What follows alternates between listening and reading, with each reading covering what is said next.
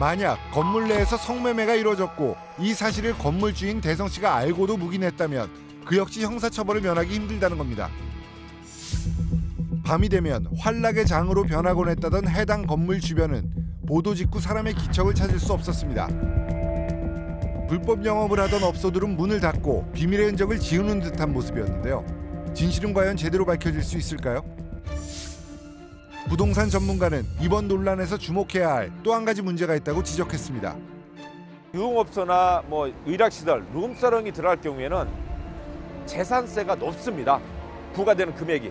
또한 취득할 당시에 취득록세 자체도 높습니다. 탈세가 있을 수도 있겠네요. 탈세가 있을 수도 있죠.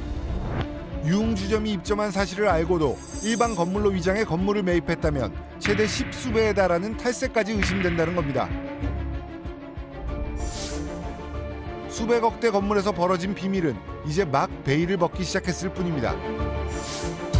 수많은 의혹들에 휩싸이며 국내 최고의 연예기획사 수장에서 논란의 아이콘으로 전락한 양현석 씨.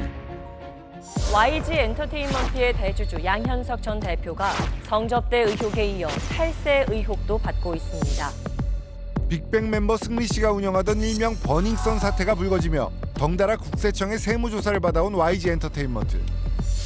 그런데 조사를 이어오던 국세청이 최근 양현석 씨를 조세범칙 조사 대상자로 전환한 사실이 밝혀졌습니다. 의미가 큰 변화라는데요. 그러니까 일반 세무조사는 이제 세금을 제대로 냈는지, 제대로 내지 않았다면 얼마나 전례했는지에 대해서 확인하는 조사입니다. 그런데 이걸 일반 세무조사를 진행하다 보면 이중장부가 발견된다거나 아니면 허위 계약서가 발견된다거나 아니면 서류를 위변조한 부분이 보인다거나 그런 식의 불법적인 행위를 해서 이제 세금을 포탈한 경황이 보일 경우에는 거기에 대해서 이제 범칙 조사를 전환이 되는 거죠. 법원의 영장을 받아서 압수수색 할 수가 있고요. 필요한 경우에는 관계자를 소환해서 조사를 할 수도 있습니다. 탈세 혐의가 짙은 사람에 대해 더 심층적인 조사가 필요하다는 뜻이며 양현석 씨는 조세범칙 조사 이후 결과에 따라 탈세에 따른 추징은 물론 형사처벌까지 받을 수도 있는 상황.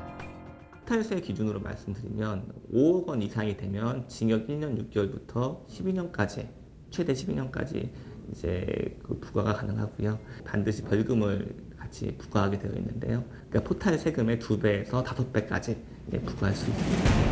지난 17일 성매매 알선 혐의와 관련해서도 일부 혐의점이 포착되어 피의자 신분으로 전환된 양현석 씨. 성매매 알선과 수백억 대의 탈세 의혹까지 수장의 추락은 대체 어디까지 이어지는 걸까요?